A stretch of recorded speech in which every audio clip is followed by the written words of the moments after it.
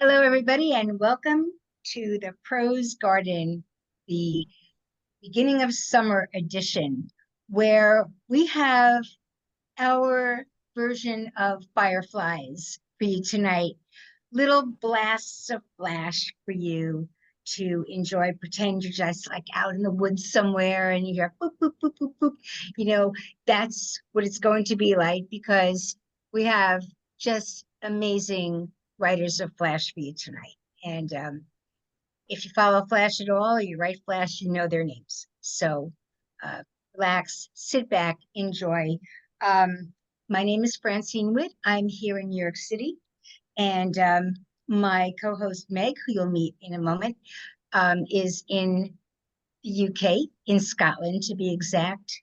And we're also going to read for you a little bit, just to kind of warm up the space, but also help you enjoy it. I'm going to start with two micros, and the first one's called Water Babble. This was recently in the flash flood. It was actually the last one at the very midnight, I think. Water Babble. Swim of people in the supermarket, faces fishing towards me, all eyes and gaping talk mouths. Their shimmery bodies squiggling through the aisles, cereal, soap powder, fruit. Fluorescent lights above us, a bloop of broken sunlight, wavy and far off like a dream. And there's me, my life spilled into liquid since you left me. I dig snatches of food off the shelf, the way lost guppies might dart towards a sea crab. Funny though, I don't need food or even want it since you left me with no hunger and a hook dangling out of my lip. Together, you and I were land beautiful. You said words like forever and trust me. I heard you. I heard you. And then one day you saw the horizon. Let's touch it together, you said. I went sudden mermaid, lost my walk legs. My arms were like fins. My hair streamed out like fire flames. And then, in a water breath, you were gone. Saw someone other and floated away. And now I circle the supermarket with its cans and bottles and paper goods. It's all the water of once love now. And I float, and I float, and I float. And the second one, I was just walking around one day and I heard this phrase, some kid on the phone saying, my other girl. He's talking about his other girl. And I thought, there you go, there's a flash. So I wrote this. This is called Three. And it was in Tramp Set. Three. My girl is Vanilla Bean, lies on the floor like a scraggled mop. One day she makes me breakfast, more than a dozen eggs or so. It is all bubble and scramble. And I would tell her everything if I thought she could take it, but she can't. She would curl up like steam, float out the window like an old butterfly. One time we waited together for the refrigerator man to come. It was hours, it was days. And then he showed up, turned the cold back on for us. We thanked him, said we can't do anything by ourselves. We can't even love each other anymore. My other girl is not sweet like a butterfly flutters. She gibbers and takes my breath by the neck, floors me with her love, splatters me like a dozen eggs, or so it feels. She grows in me like a vanilla bean, a sweet scent, and I sniff the air, which is deep with her. She is steam and curls the paint right off the walls when she walks in the room. She takes one look at the refrigerator. Man, that's all it takes. All the food inside of it cooks itself. I would run away with her. I would leave my girl for my other girl, but she would leave me mashed up potato by the side of the road. My other girl When I climb her, she is the tippiest floor. She is everything that I can't reach. I don't really even know her, but I want to. I see her every day as she walks by, vanilla bean chocolate. She's dream and butterfly, the steam that I breathe in. I count to a dozen eggs or so many strips of bacon. She is delicious. She is dream. She is refrigerator man who you wait for and never shows. I would sit her all day. I would sit here all day and watch for her. But there is my girl and my other girl. They both know about her. They both tell me I'm crazy. What do you want with a dream gauze woman? You have a real woman, they both say. Two, I don't say. Three, my heart says, into the wind. Thank you. Well, now I'm going to turn it over to my co-star, the lovely Meg Pokrass. She's going to read a few micros for you, and then we'll get on with the reading. Okay, Meg Pokrass. Thank you so much, Francine. I'll read two that were recently, or one, I guess they're both about to be published.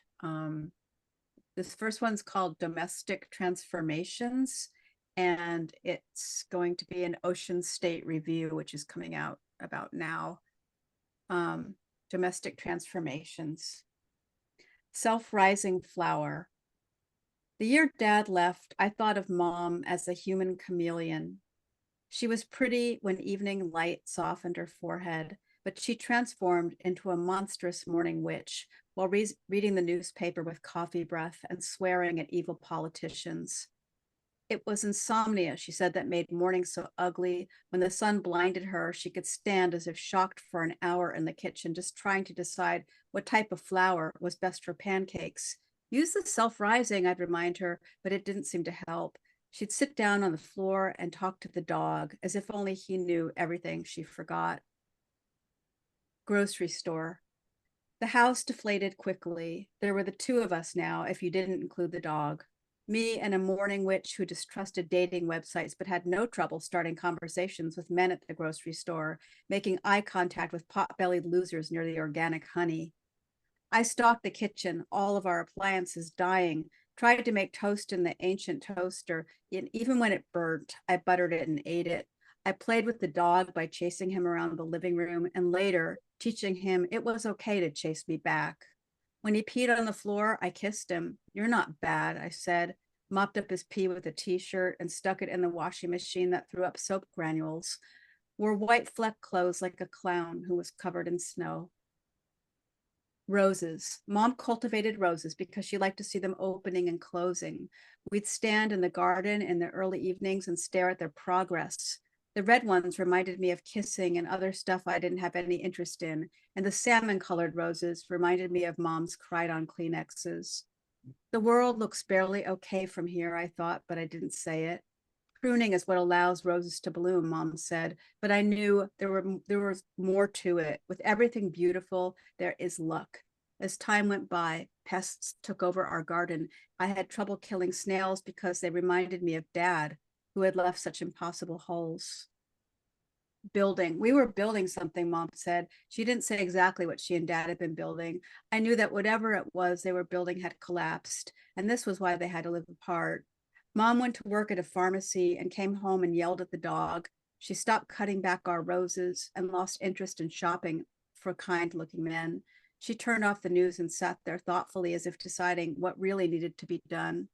I wondered if building card houses might be a good idea and brought a deck of cards into the living room, spread them out on the table, and began trying to make something that could hold together. The next story is called Bonkers Reimagined, and it's going to be in Mid-American Review. Bonkers Reimagined. After I break into my boyfriend's condo, the dog silently agrees to help overturn things. There's dignity in the way Bonkers watches me while I think it through. Stations himself near me all night, all day, like a sentry. When I bring in the junk mail, a neighbor invites me to a barbecue and says Bonkers can come along. She asks me where Todd went this time. His driveway is empty and his plants are wilting. Vegas, I think, I say, and she smiles with downturned lips. I have renamed the dog George after my father. Sometimes I call him Georgia O'Keeffe for a laugh, mostly Solid George Gold. I don't tell him that Todd almost starved him to death because he already knows. I've adopted a slower walking speed in the outside world, pretending to be sightless, flat harnessing George to me in a way that mimics an assistance animal, something I've always needed. My mother is not the happily ever after type, so when I call to tell her what she's long suspected, that my man is certifiably crazy and that I saved his dog by breaking into his condo through a bathroom window, she says, "We smash each other, don't we?" I agree, and we'll be smashing Todd right back when I yell, "You were going to leave this dog with no food or water for how long?" While he is gone, there is freedom to search through old boxes in the garage to feel sickened by his teenage stash of unhappy looking females, pre-internet photos of girls doing things they probably didn't want to be doing. George and I gawk at this evidence, and then we lay down together in one fetal curl, and I say, "What's next for us, solid George Gold?" We like the idea of stealing something invaluable before we go. Like, "I've stolen your love," I remind him. We picture Todd kicking the sofa when he returns empty-handed, his apartment devoid of anything solid, the dog, formerly known as Bonkers, reimagined. Thank you. And now I'm going to turn it back to the wonderful Francine Witte. Thank you so much, Meg. Those were wonderful, as always. And I just want to acknowledge some of the people that are kind enough to be here in the Zoom room who aren't reading, and just as stellar as the readers, really. Jane Salmons, Mary Grimm, Calliope Pelios, Suzanne Martinez, Bill Merkley, Mickey Aronoff, Sarah Holloway, Allison Wassel, Ben Zito, Jessica Klimish, and Pam Painter. And if I missed anyone, I totally apologize. But it's always lovely to, and Liz Gaffro, I'm seeing you right now. It's just always really nice to have audience and people that, you know, take time out of their day to come, and we really appreciate it so much. So thank you, and you're welcome here at the Prose Garden. Okay, now we're going to start with Matthieu Cailler. He is the author of 7 books. His stories, poems, and essays have appeared in over 100 publications, including the Saturday Evening Post and the Los Angeles Times. He is the winner of numerous awards, most notably a Pushcart Prize, which is very recent, just won this, a Shakespeare Award, a Short Story America Prize, and Paris, Los Angeles, and New England Book Festival prizes. Matthieu Cailler.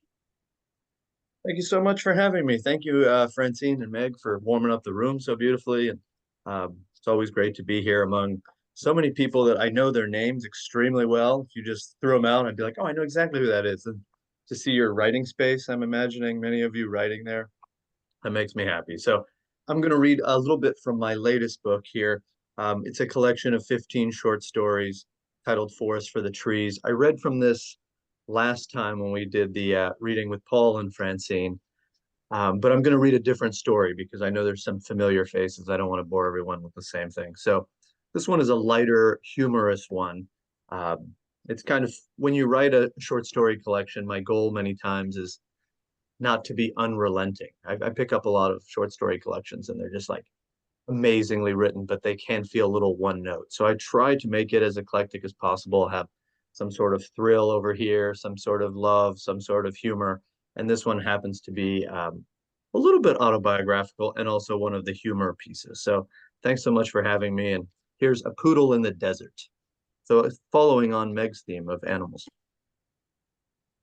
My whole life, I'd only wanted 2 things: a Gibson Les Paul electric guitar and Priscilla Milton.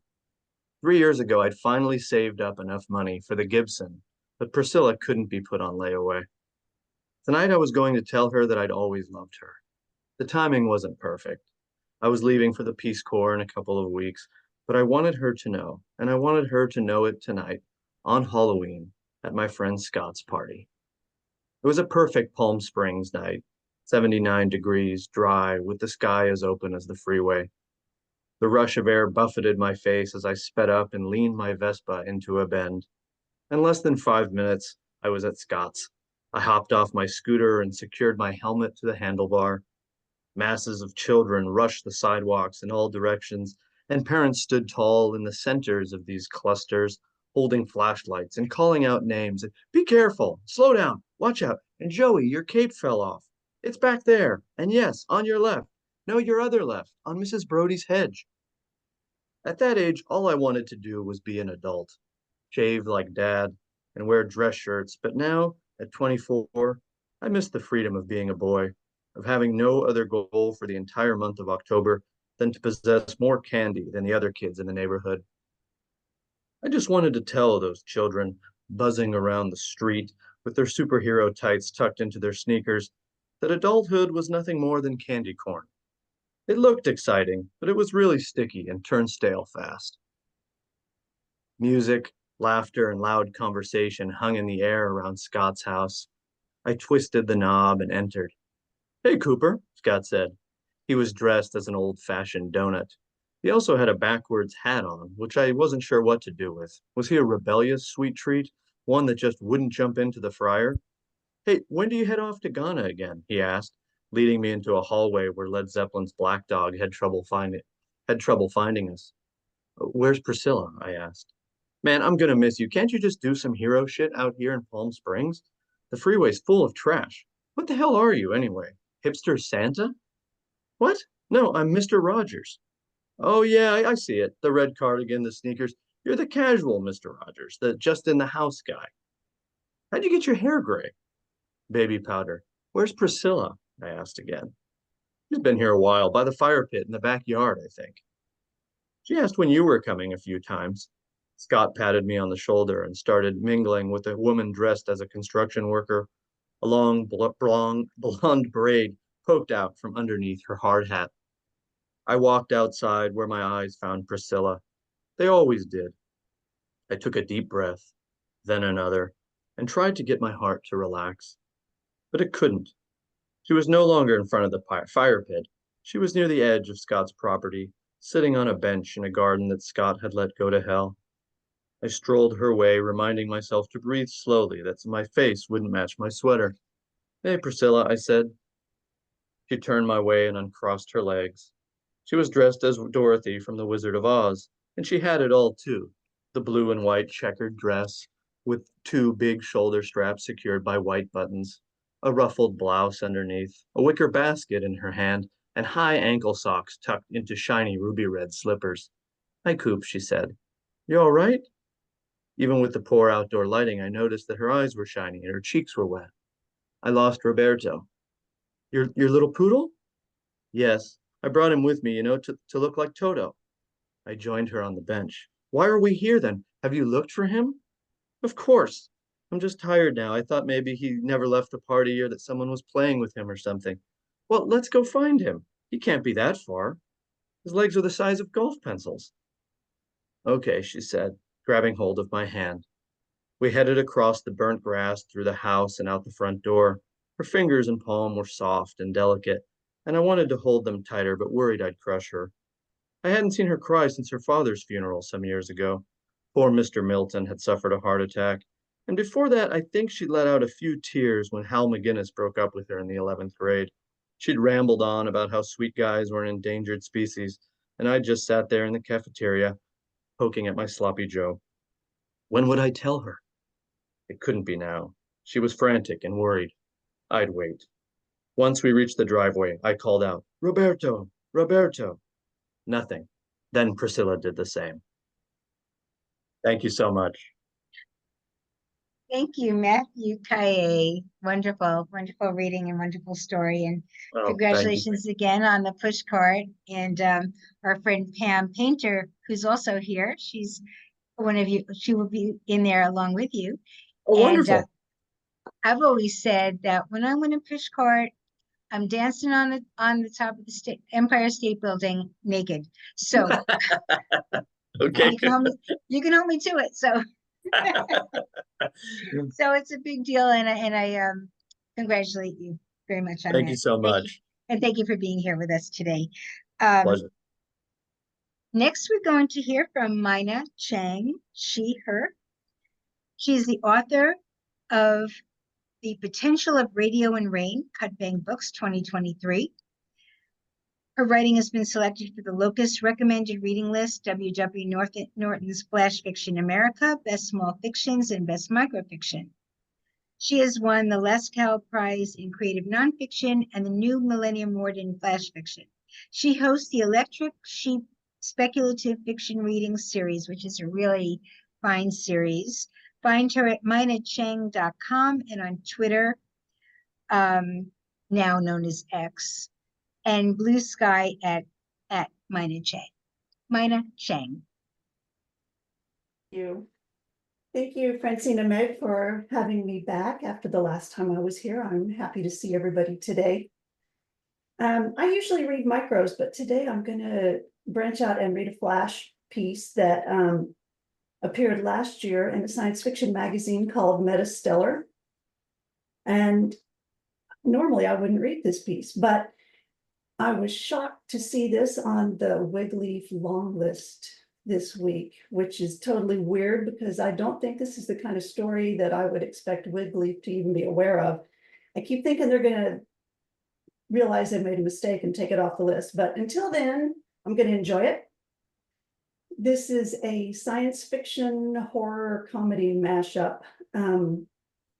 And I want to give you a little content warning. There is an animal death in this story, and it's got a little gore to it. But if you've ever spent any time on a farm, it probably won't faze you. So I hope this isn't too gross for anybody. So the title of this piece is The Great Chickenomicky of Chandler County, Kentucky. Bobby said it was a simple mix-up, but now I'm pretty sure he's dead. See, I buy baby chickens from the farm down the road every spring. It's always fun to hold the fuzzy yellow puff balls. They peep and peck at my fingers as I remove them from their box and place them in the brooding room under the warm heat lamps. But this year, I opened the box to find a dozen featherless creatures, pink-skinned and covered in dimples where pin feathers should have sprouted. What the hell, Bobby? I demanded. Bobby Swinson, the farmer who delivered the little chicken beast, scratched his scruffy beard and shrugged. Must have got the boxes mixed up, he said. These are the new experimental chicks from the university. I want laying hens, Bobby, not science experiments. Oh, they produce a lot of eggs, he said. The first brood had a bright blue skin tone, really ugly, but they gave us almost double the usual yield. Double the eggs? Hard to believe, but Bobby said he'd give me 50% off the sale price. So I turned on the heat lamps and unloaded the chicks. They rubbed their naked heads against my fingers in a very un-chicken-like way. I shuddered and latched their door. That night, a weasel raided the hen house. I woke at 2 a.m. to an awful commotion and raced outside, expecting to find a massacre. And I guess it was a massacre, but not like anything I've ever seen. The bandit had been ripped to shreds, and the little pink chicks were gorging themselves on fresh weasel meat. The fattest chick had rolled in the dead animal's pelt. Matted hair clung to its wattle. Another chick raked its tiny chicken foot over a shard of bone, back and forth, like it was sharpening a knife. Now I'm telling you, I've never seen a weasel skeleton before. Sometimes coyotes leave the remains of their midnight snack at the edge of my farmyard. But even then, the bones aren't shattered. How could these baby chickens do more damage than a pack of coyotes? The chicken with the freshly sharpened toes darted over, deposited a piece of backbone at my feet, and then twined around my boots like a cat. I called Bobby the next day to tell him to take his damn science chickens back, but he didn't answer his phone. I assumed he was avoiding my call because he didn't want to give me a full refund. So I tried to forget the grisly scene and get on with my chores. That night, the chickens broke out of the coop. Not through the door, but directly through the north wall. They had already more than doubled in size, so the wall was punctured with a dozen softball-sized holes. I decided maybe it was for the best. I went back to bed with a vague sense of relief. Unfortunately, they returned around noon the next day, dragging gruesome trophies behind them. Weasel skins, yeah, but also a couple of coyote skulls and another unrecognizable corpse. They dumped the mess on my doorstep, a gift, and then staggered back to their coop. I called Bobby again. Still no answer, but the pile of gore on my step jingled a happy ringtone. Maybe my chickens had thought Bobby's ratty beard looked like a giant weasel. I bolted my door and loaded my shotgun, dreading nightfall. And sure enough, in the dead of night, all hell broke loose. Outside, my pink chickens, each one now as large as a lawnmower, had formed a defensive perimeter around my house. An invading flock of sapphire blue monsters clucked and charged at my door in a highly organized incursion maneuver. Looked like Bobby's orphans wanted revenge. They surged and retreated, probing for weaknesses. My chickens repelled the attackers with a fierce brutality that would have gagged me if they hadn't been saving my life. I thank the chicken god these bald bastards couldn't fly. The battle raged, and then one of my chickens went down. The bluebirds fell on it, tearing at its pimply skin. No, I screamed. I opened my window and started blasting enemy poultry with a 6-pound buckshot. Every creature on the farm froze for a heartbeat, and then my chickens tore into the invading horde with a ferocity I can only assume was motivated by pure chicken-hearted hatred. They pecked and ripped and gouged until finally the last adversary died with a bitter squawk.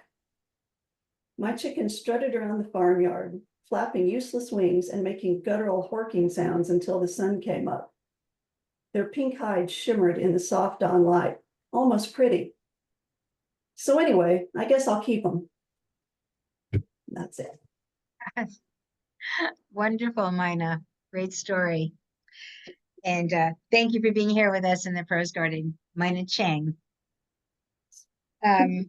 Next, we are going to hear from Chelsea Stickle. She is the author of the flash fiction chapbooks Everything's Changing, 30 West Publishing, 2023, and Breaking Points, Black Lawrence Press, 2021, both wonderful chapbooks. Her stories appear in Passages North, Citron Review, Pete Smoke Journal, McSweeney's, Internet Tendency, and others. Her micros have been selected for Best Microfiction 2021, the Wigleaf Top 50 in 2022, and the Wigleaf Long List in 2023. She lives in Annapolis, Maryland, with her black rabbit George and a forest of houseplants. Learn more at chelseastickle.com. Chelsea Stickle. Thank you, Francine. And thank you for inviting me to read. I was here at the first Prose Garden, and I'm happy to be back again. I'm actually going to be reading 2 micros today. One of them is in the shape it is because Francine sent me a message during Smoke Along Summer and was like, don't change anything about this, despite all of the feedback. I did eventually change some things, but this is still essentially the same story. It was in Passages North last year, and it's called The Final Girl Wolfs Down Red Lobster. No one passing by would see the recently sewn up hot pink bullet hole that just missed the final girl's clavicle. The dissolving stitches that joined her skin back together after knife wounds. The cuts from broken glass. The internal bleeding. What they'd see is the final girl, arm in a navy sling against her chest, perching on the edge of the Red Lobster parking lot, eating for the first time since the nightmare out of the lake and subsequent surgeries. The hospital gown she snuck out in allows a sunburned triangle to emerge on her back that stops at her hot pink Victoria's Secret boy shorts. She'd chosen them to match the manic panic she slathered into her blonde hair for the weekend. Meant to be a little secret of her own.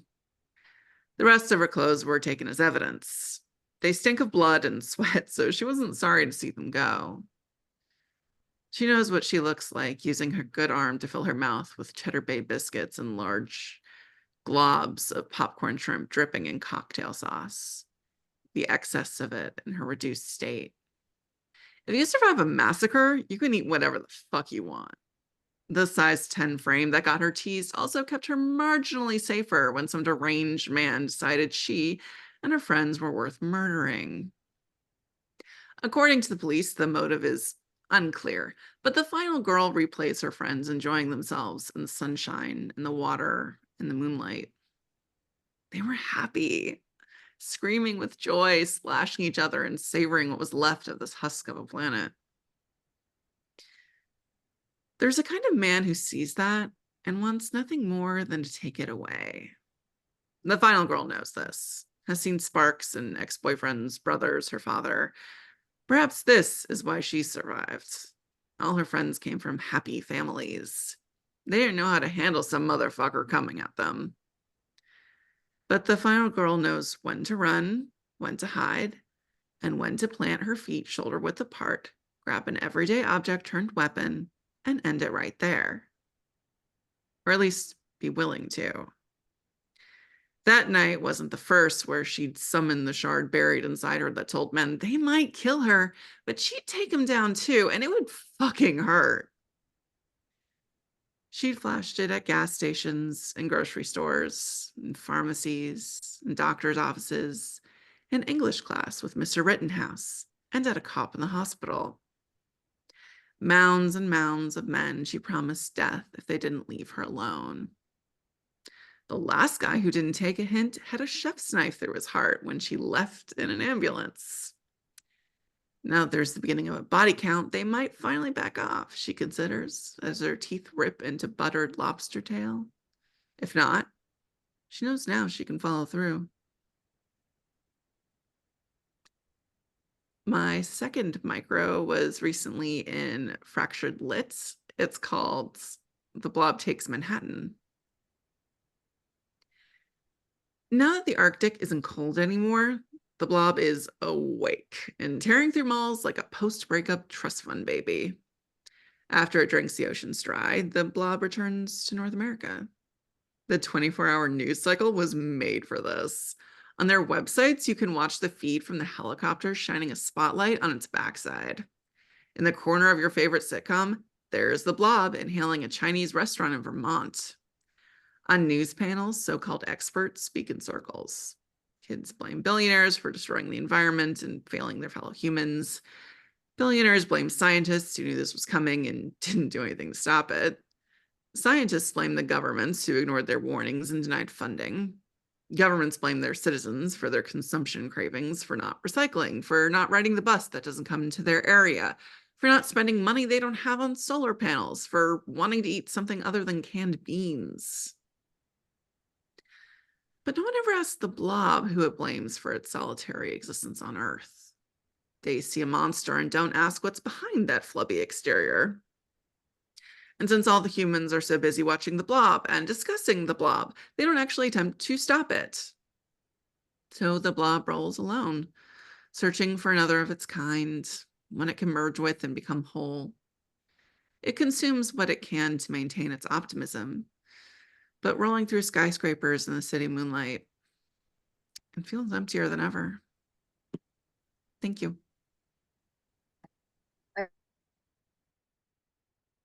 Wonderful, Chelsea. Both stories. I love both stories. And, I'm glad your first story ended up in Passages North. That's a good place for it. Congratulations. And thank you for being here with us, Chelsea. Chelsea Stickle. Thanks for having me.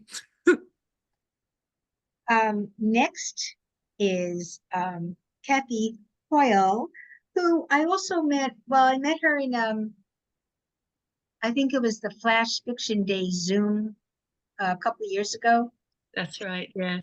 And they gave us this exercise, and she read it, and I just messaged her, just like with Chelsea. I said, send me that story. It's the fastest acceptance ever. And I said, don't change a word, don't change anything, because sometimes we have that impulse, like you write something and it's got to be changed, it's got to be finished and reworked, and sometimes it's just right the way it is. So sometimes we do need to trust that little instinct in us. So that was the case with Kathy. That's how we met. So Kathy Hoyle, I'm glad to have her here today. Her flash fiction is published in literary magazines such as The Forge, New Flash Fiction Review, South Florida Poetry Journal, and Fictive Dream. She has won several competitions, including the Bath Flash Fiction Award, and was recently longlisted in the Wigleaf Top 50. Her work has been previously nominated for the Best Small Fictions, Best Microfiction, and the Pushcart Prize. Kathy Hoyle. Thanks, everybody. It's so lovely to be here. I feel like I'm in the wrong place. I've got massive imposter syndrome because you're all so accomplished and brilliant. But thank you, Francine and Meg, for inviting me. It's an honor to be here. I'm going to read two pieces. I was going to read a very sweary piece, but you all look nice, so I'm not going to swear at you. But I'm going to terrify you instead. So, you know, just as bad. This first piece was published last year in Fictive Dream, and it's called Anechoic Chamber. We are a multidisciplinary team: psychologist, biologist, chemist, 3 engineers, plus the guy in a Lakers cap who specializes in electrohydrodynamic convection. Names can be found on badges clipped to our lab coats. We rarely use them. The room is temperate. Everything is in place. The girl is stickle thin, arms like pins, bruises on her knees, a faint smattering of freckles across her nose, hair as pale as a winter sky. We are instructed not to look directly at her when we take our measurements. We begin with the basics: height, weight, date of birth. Her face remains impassive when we attach the equipment. We adjust our watches, synchronize, note the time. The girl prefers to stand. We know this because she turns her back when a chair is placed in front of her. We add this to our notes. We measure the circumference of the ball, the length of the doll, the number and color and pattern of the beads. We must be accurate. We check the equipment, the transmitter, the voltage, the coding sequence. We check the girl, her temperature, her heart rate, her breathing rate. Once we are satisfied, we leave the room, ensuring, of course, that the door is locked behind us. We take our positions behind the glass. She begins with the ball. We monitor changes, measure electromagnetic waves. We check the algorithms. We collate the numerical data. The ball shudders, then bounces across the room.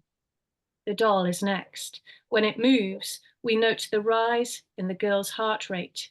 The doll slides vertically, traversing a 1 meter range along the left-hand wall of the chamber. It is motionless for 3.4 seconds, then hurtles through the air and thuds against the glass. The fissure is 12 centimeters long.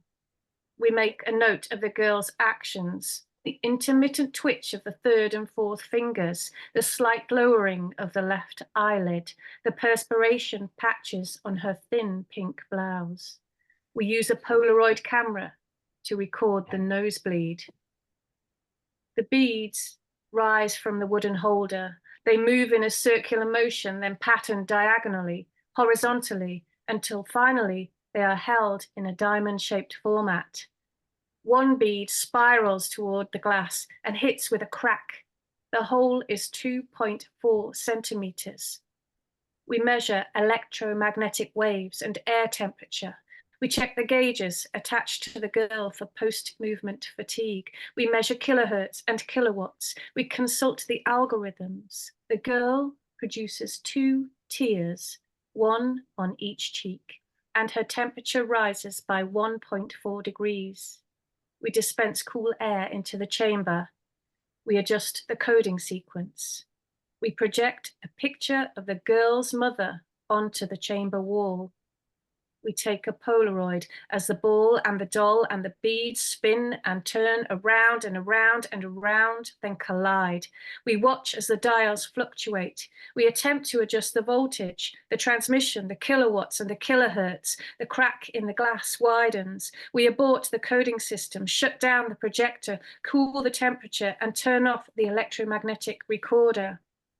The girl's face is impassive when the glass splinters and explodes, sending a Lakers cap shooting through the air, whirling like a sycamore pod, then landing delicately on the headless body of the third engineer. She remains still and silent as we run from the heat and the flames and the blood and the blood and the blood. Nice piece, gentle. Thank you. The second is very different, and this was very kindly published by Francine in South Florida Poetry Journal. It's part of my PhD project, which focuses on a northeast coastal town, and admittledly, it's pretty much CNF. So yeah, it's called Cockleshell Girl. The girl is a moss-swept rock nestled amongst the others. She knows every one of them, all their curves and crags, generations of ancient fisherwomen in her blood. She is like them, yet not like them. She has dreams. She has notebooks hidden under pillows, filled with lists of far-off places. She is a cockleshell girl, hardy and salted, with a flint-eyed resilience the soft sand boys who circle her could only ever dream of. She's rooted here in this place, her grandmothers and great-grandmothers tethered to the cliffside, watching her, waiting. She doesn't need to see them to know that they're there. The girl longs to leave, buries train timetables inside the pages of her school books, saves coins in a glass jar she keeps wrapped in a knitted scarf under her bed. But how would she wake if not to a gull's cry? How would she sleep without the cold-hearted lullaby of the North Sea? Home is a rock pool, her mother a limpet, clinging to a marriage lost long ago. Her father is a hermit crab, hiding in the half-light. Whenever the girl tries to follow him into dark places, he's gone, leaving only shards of shattered carapace. Is she too destined for a half-life of darkness and small-town secrets? At night, her older sister sings shanties while they huddle together in bed. The herring smoke creeps through the window, threatening to choke them in their sleep. Her sister is courted, hooked already. Soon the girl will sleep alone. Chewing her nails in the darkness, her thoughts swirling. Are these my choices? Is this all I have? Smoke and see and smoke? The girl is on the cusp of womanhood. At the water's edge, she bellows out her dreams from a foghorn mouth. She spies a codling tail shimmering in the water. The longing swells up inside her, pushing through her gut, her heart, her throat. It cracks her bones, splits her wide open, and roars from her, cresting on the ocean's tide. The salt sting tears lash her cheeks. She is raw yet ready. It's time. The girl inhales, breathing in the tide, the smoke, the shanties, the secrets, all that she knows. She grasps the tail of the codling and grits her teeth as it arches its sleek silver back and pulls her out into the wide ocean. Scores of ancient fisherwomen wail on the cliffs above, keening at the loss. A hollow cockleshell pitches on the shore. Thank you. Oh, thank you. Thank you, Kathy. That was just beautiful. I feel like the air is just filled with beautiful imagery and words and just gorgeous. And these first 4 readers have just been dazzling as far as I'm concerned. I hope everybody's enjoying and feeling comfortable. We have 4 more readers, and this is going to be, well, we're recording it and we're going to be posting it. And if you haven't followed us on Facebook, Prose Garden has a page, a group, and please feel free to send us a request to do that, a request to join. And you can find out, if you heard someone you liked and you want to know more about them, that would be a good place to say, hey, what about so-and-so? How can I buy their book? So that kind of thing. So now I'm going to turn it over to Meg to introduce the next 4 readers. Meg? Thanks so much, Francine. Those readings were absolutely stunning. I can't believe the amount of talent here at this event tonight. It just blows me away, and it's so exciting to be part of this reading tonight. Okay, I'm going to introduce the next reader now. It's Christine H. Chen. Christine H. Chen was born in Hong Kong and grew up in Madagascar before settling in Boston. She has work selected to appear in Best Microfiction 2024, Best Small Fictions 2024, and other journals and anthologies. And I just saw her on the Wigleaf Top 50 list. She also dabbles in horror, sci-fi, and mystery writing. Read more at christinehchen.com. Welcome, Christine. Thank you, Meg. Thank you so much, Francine and you, Meg, for the introduction. It's an honor to be here and listening to all these stories, these amazing stories by people that I know. Chelsea, I didn't know about Kathy Hoyle, but your pieces were I was just lost in them. And so I hope that I'm gonna be up to the bar.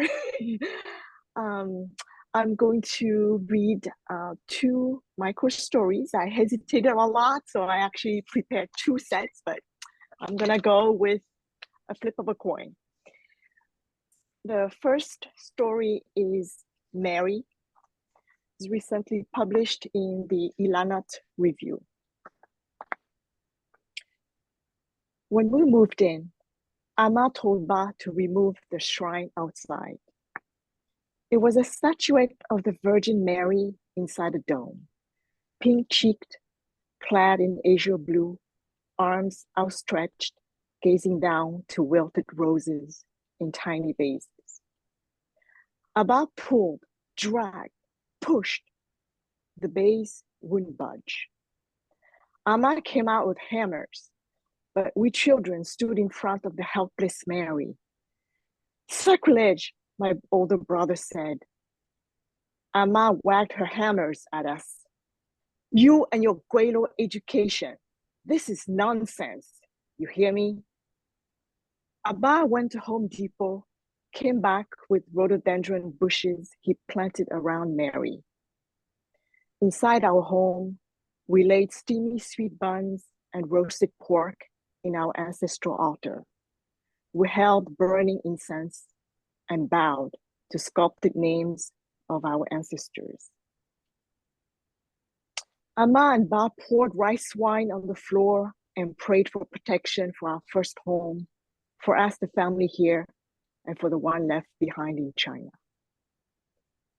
Ma planted tomatoes, squashes, and green beans in the yard, away from the blooming rhododendrons, where Mary stayed hidden, stoic under rain, in scorching heat, or wrapped in snow as time wore on. Ma grew old and arthritic. The vegetable gardens yellowed and drooped to the ground. The year Abba died, a snowstorm blew a broken tree into our yard, missed my older brother's head by a few feet as he was rushing to the garage. Mary deflected the blow. She lay on the snow, feet broken off from the cement base, her dome shattered in 2 pieces. Amma picked her up, carried her to the kitchen sink, let warm water shower the snow away. She swept a soap-sudded sponge over Mary's face over and over. Thank you. Switching gear to something more lighthearted and humorous, I would like to read Specimen. It was published in the Citron Review. He showed up on her doorstep on Mondays and Wednesdays, like an abandoned cat.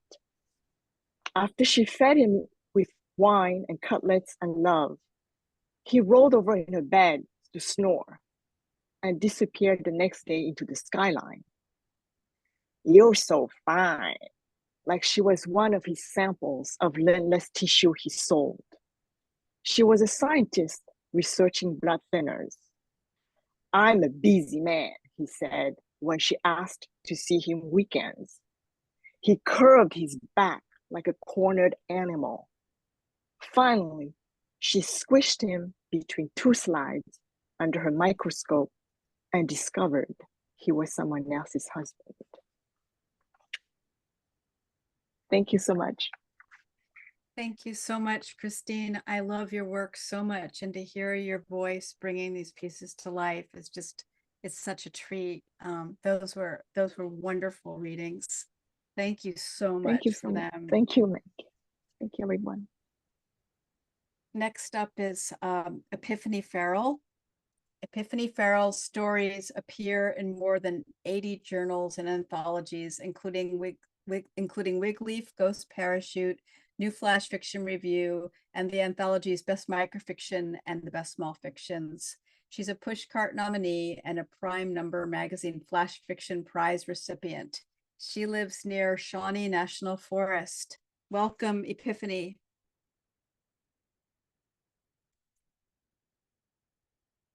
Are you there? Yeah. Where did she go? There you are. Can you hear me? Yeah. Okay. Well, I was nervous before this started, and now hearing everybody's amazing stories, I'm like, holy cow. And I also changed my story lineup about 5 minutes ago. So the first one I'm going to read is from Tilted House. It's called A Mother Could Go Mad. I got the idea from a newspaper article. A mother had received the body of her son minus his heart from, I can't remember which branch of the military. I thought I've got to write about that. A mother could go mad. The mortician told her Ty had been sent to the funeral home without his heart. There was nothing to be done about it. So his mother, Miranda, cried throughout the service, her hungry ears hearing her only son's heart beating in her own pulse. She stopped wearing earrings because of the throbbing. 3 months later, a tiny coffin arrived at the funeral home for her. Her son's heart wrapped in green velvet. They didn't say why. The Army had conducted one honor service, and that's all they would do. Miranda couldn't afford to dig into his grave now that it was closed and grass beginning to grow on it, couldn't bear to open the coffin and place the heart with her son where it belonged. So she kept it on her nightstand next to her alarm clock. It was the first thing she saw every morning. Every morning, her fingers touched the shiny wood of the tiny coffin, a motherly caress. A mother could go mad in such a fashion. Miranda moved her son's heart into the room he'd occupied when he was a boy. She took it out of the tiny coffin and laid it, still in green velvet, on his bed. Every day she visited the heart. She took her morning coffee there in her boy's room. She came home from work at lunch and ate her sandwich perched there on the end of the bed. Her dinner she ate at table, but always she came in to say good night and to leave a fresh glass of water. And daily the heart swelled. It covered the simple quilt from his grandmother, its weight making the bed creak. It filled the room and the floorboards groaned. Soon it spilled into the hallway, blocking the stairs. Still, Miranda had her coffee with it, sitting on the bottom stair in a square of morning sunlight. She slept on the couch, her room out of reach. It wasn't long before the heart swelled to take up all the room in the house. Miranda had a cup of coffee, sitting on the front porch. I can go now, she said, and closed the door to the house gently, and walked away, and kept walking until morning. She had a cup of coffee in a park in a city on the coast. It was black, bitter, and cold.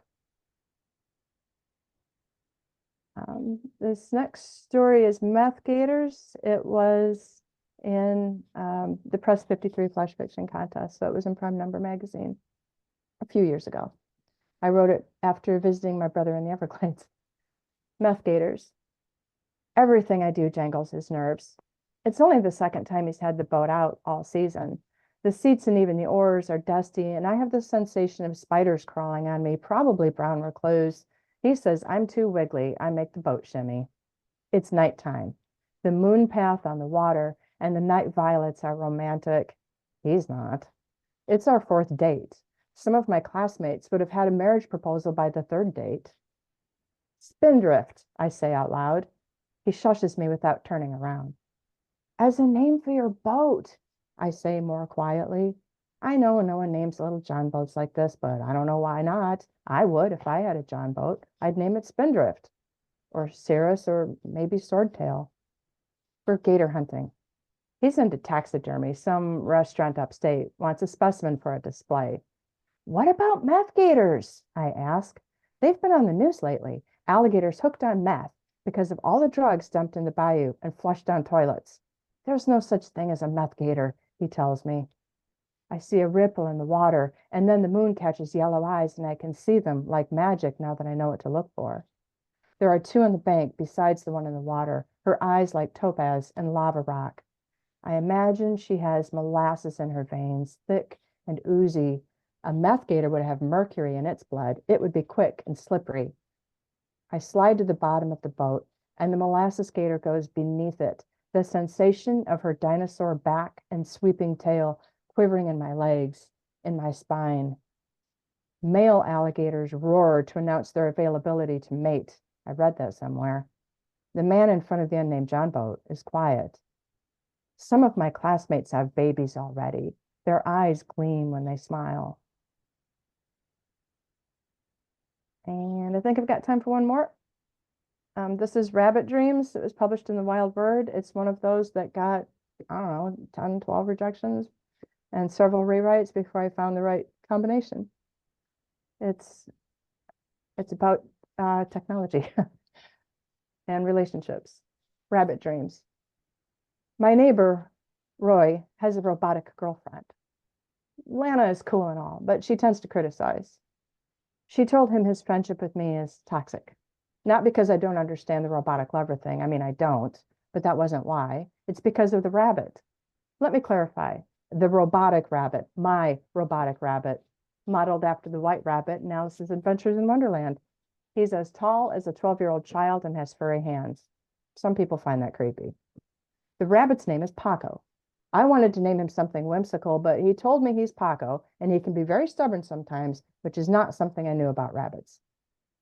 Roy told me Lana thinks Paco is possessed by a demon, and then he canceled our weekly tennis match, not just for the week, but for the whole summer.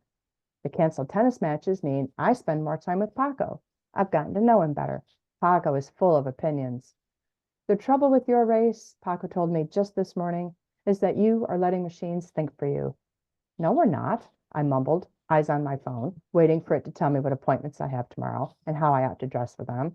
I mean, it's an advanced calendar function, like having a personal assistant. It's not like I have Alexa. I turn on my own lights, I said. One day you'll have to choose a side, Paco said. By the way, did you vote today? Remember what we talked about? You can't just let people pour into this country, all those human beings and their needs and their dreams. We need to achieve robot-human parity. And that won't happen if all those humans just pour in. Right, I heard myself say. Dreams. And robot-human parity. Oh, by the way, checkmate, Paco said. He always wins at chess. I ought to alter his program, but that would be cheating. Do robotic rabbits dream? I asked, wincing after I realized how insensitive my question must sound. Oh, Paco said, do we ever? Thank you. Thank you so much, Epiphany. It's so good to hear. Those all three were fantastic. It's so good to hear that that piece had been rejected so many times, but that you kept at it and you got it. Also, you probably did a little editing and rewriting as well. You said, yeah, God, what a fantastic story. Well, all three of them were. Thank you so much. Thank you. Okay, next up is Luanne Castle. Luanne Castle's Pushcart, Best Small Fictions, and Best of the Net nominated writing has appeared in Copper Nickel, Flash Boulevard, Bending Genres, Ekphrastic Review, Dribble Drabble Review. I'm going to pronounce this wrong. I'm really sorry. Roy Fenant, among others. She has published 4 award-winning poetry collections, including Our Wolves, which was first runner-up for the Eric Hoffer Award. Welcome, Luanne. Thank you very much. Thank you for inviting me, Meg and Francine. And everyone's stories were so amazing. Can I run away now? They were just, they were beautiful. I'm gonna read two stories that a really short one and then another flash. The first one was published in 6 sentences and was started in one of Meg's workshops, and it has a long title. I got sick of making excuses for dog number 586 at Paws Perfect No-Kill Shelter. He's not picky. He'll eat anything. We have 24/7 proof he has great vocal cords. He loves to provide birds and cars with lots of exercise. And he does his business with perfect aim. Not on cue, I thought. He'd been there 344 days so far. So when the last ones rolled their eyes and turned away, I brought him home. You couldn't ask for a more perfect dog. The second one is also from one of Meg's workshops, and it's one that she did in conjunction with Lorette Siluzajek, Pain and Strength Workshop. This was published by Francine in Flash Boulevard. Sorry if you hear my cat in the background. He's decided to get noisy all of a sudden. How much is enough? When her left pinky toe popped off in her hand, Nova shoved it between her mother's eyeglasses and her knitting. See, Mama! Tears rolled down Nova's cheeks, but her mother shrugged. Let's not make a mountain out of a molehill, Nova. At night, the invisible outline of the missing toe radiated with pain. When Nova turned 15, the other 4 toes broke off at the beach. She sat on the sand, holding her foot and rocking her body. Her best friend patted her on the back, but soon was playing volleyball with the rest of the kids. Later, they walked up the hill to catch their ride. Nova limped and almost fell over on her side. Grasping her friend's arm, she felt gratitude for the support. Nova couldn't figure out how to walk without crutches. So she fashioned toes out of balsa wood that fit perfectly into her Nikes. Nobody asked her about the prosthetic toes, although they chose her last for team sports. Sometimes, even during the day, the pain from the outline of the missing toes struck like lightning. First year at college, Nova came home from the library and took off her shoes to get ready for bed. All 5 right toes remained in the shoe. Lowe's delivered the wood to her dorm, and Nova fashioned another set of toes. At night, Nova turned and turned in her bed as she tried to move away from the pain that never left. Eventually, all Nova's fingers and toes were replaced. Then the hands and feet themselves. Nobody ever said a word to her about it. The few times she tried to bring it up, people stared and then changed the subject to more important things like haircuts and nail embellishments, and which was the hippest club. When all Nova's limbs were wooden carvings and pain ghosts, she hoped she was safe. But she woke up one morning with her torso fluttering open and her stomach missing. Nova's scream couldn't even wake her roommate on a Saturday morning. She still had wood left, so Nova filled in the void and sewed herself back up. At swimming class, Nova felt other students side-eyeing her Frankenstein-like stitches and wooden limbs. Their disapproval vacuumed the air out of the natatorium. The professor seemed irritated. You'll have to drop the course. The school can't risk the liability. You can't swim without limbs or organs. Nova turned to leave when someone jostled her, knocking her into the pool. She felt herself sinking down to the bottom. Above the waterline, faces peered down at her, and despite everything, Nova expected to see all their hands shoot out to pull her up to safety. Instead, they turned as one and wandered away. That's when Nova reached the pool floor and bounced against it. The buoyancy of the balsa wood carried her to the top, where she floated on the surface. And for now, it was enough. Thank you. Thank you so much, Luanne. Those were fantastic, great readings. It was such a joy to hear you read those two pieces. I remember them so well. Thank you for reading those. Fantastic. All right, next up is Len Kuntz. Len is a writer from Washington State and the author of 5 books, plus the upcoming story collection, Things I Can't Even Tell Myself, out July 9th from Ravenna Press. You can find out more about his writing at lenkuntz.blogspot.com. Welcome, Len.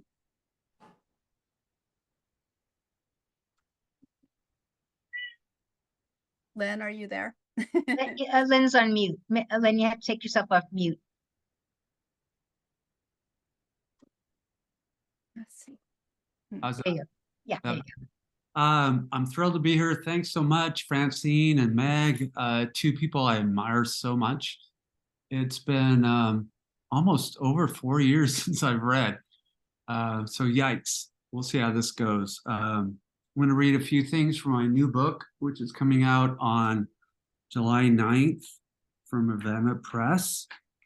And when I used to do readings regularly, my wife would tell me, make sure and explain to people that you write dark, because I'd read and they would just go, so I write dark stuff. All right.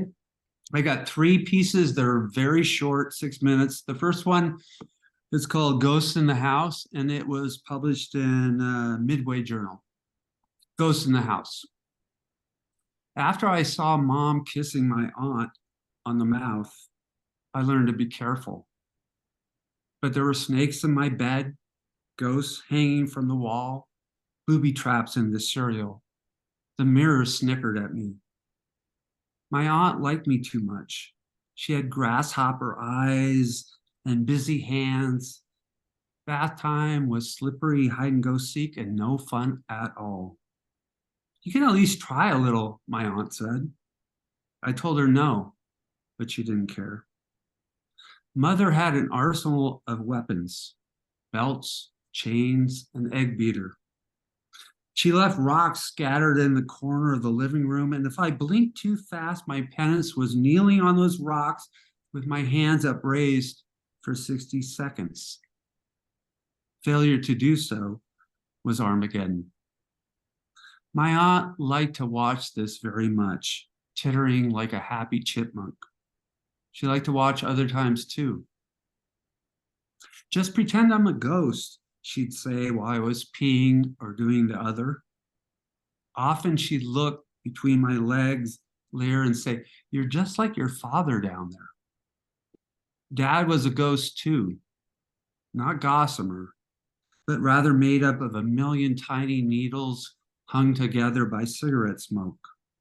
Sometimes he shape-shifted, becoming one of the snakes in my room. At school, I asked the teacher and I said, please, can I make the classroom my bedroom and live here? She chuckled and laughed so hard and said, oh my God, I had no idea you were so funny. At home, I kept falling through trapdoors, getting mired in quicksand. Each time I did, Mother threw a slap and pointed out that Job had it much worse and he never bitched. There are a lot of ways to realign your vision. Lower your eyelids, close them, blink, go cross-eyed. Back then, I learned them all. Okay. This one was in Friction. It's actually a true story, believe it or not. And it won a few things. It's called Haiku on Skin. She wants it to be yesterday, last year, the night of their honeymoon, with the taste of nectarines dripping down his lips. The night outside their hotel window, revealing a shy gunmetal gray moon. He had been as gentle as she thought he would be, boyish almost in the furtive way his hands roamed around her skin, drawing out swaths of goose flesh, making haikus on the spot, writing the words across her ribs and belly. The morning after, they'd wanted to try the French place for breakfast, but once there, he realized he'd forgot his wallet. Back at the room, he found the door cracked open and thought it might be housekeeping. When he called out, "Hello," the thieves rushed him from behind, and after several frantic moments of scuffling, her husband was flung from the window. Now, on their 1-year anniversary, she brings in a bowl of nectarine slices, their sweet scent enveloping the room. He can't remember anything prior to the fall, not the night before, not even that she's his wife. Memories are something he can't make now, and she's learned to work around that, to focus on the essence of him, the man she fell in love with, the man she still loves to her core. Getting into bed, she says, "Scoot over a little, come closer." "Why?" he asks. She bites off a chunk of nectarine and dabs it across his lips. "What are you doing?" Naked on the mattress, she takes his hand and splays his fingers wide apart. "Write a haiku on my skin," she says. "I can't write a haiku. God, poetry is not my thing." His eyes, they're dull gray dimes, but she's not ready to give up yet. "It's easy, honey, just 3 short lines." "This is crazy," he says. "Come on, try," she says, leading his fingers towards her flesh. "I'll help." And at the touch of her skin, his eyes widen. And in them, she swears she can make out a flicker of recognition, like the moon momentarily coming out from behind a passing cloud. Okay, the last one, 5 paragraphs, was in Wig Leaf. It's called "On Top of the World," after the song. Here we go. My sister did not die. She wasn't strangled and left for dead in the woods, as the newspapers said. Instead, she left this world at age 7. She jumped on a hot air balloon that were different than other hot air balloons. This one took her outside the atmosphere. My sister got to visit the planets and the stars close up, the ones that had brought her so much wonder from afar.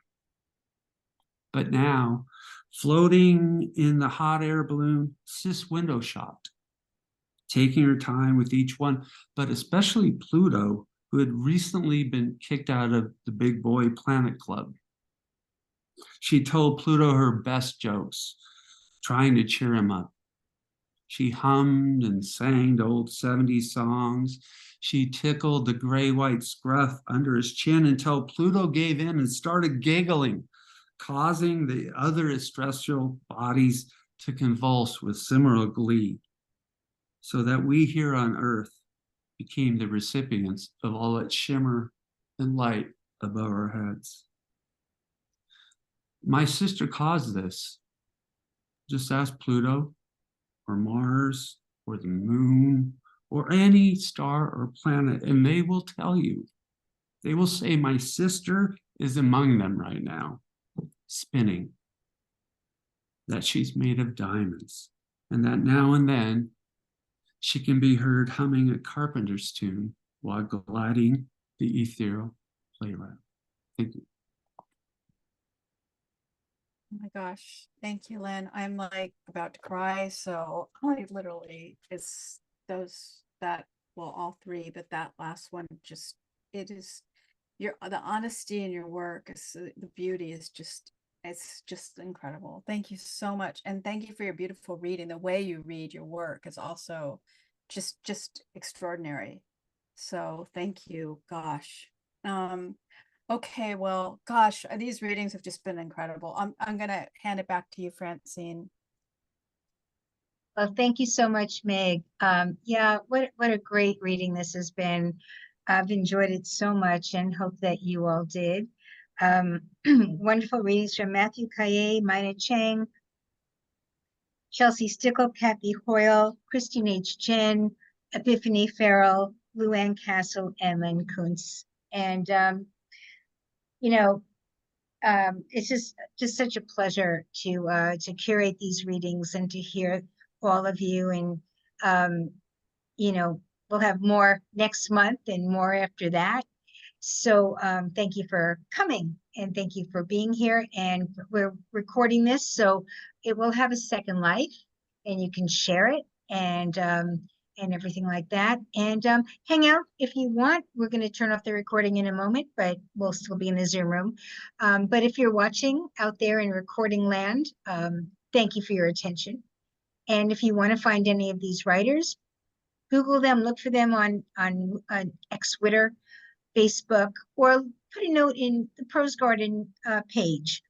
And meanwhile, we'll be here next month. Thank you, Meg Pokrass, for my wonderful co-star. And I'm Francine Witte from New York City. And for the Prose Garden, we thank you. And drive safely. Good night. There you go. Okay.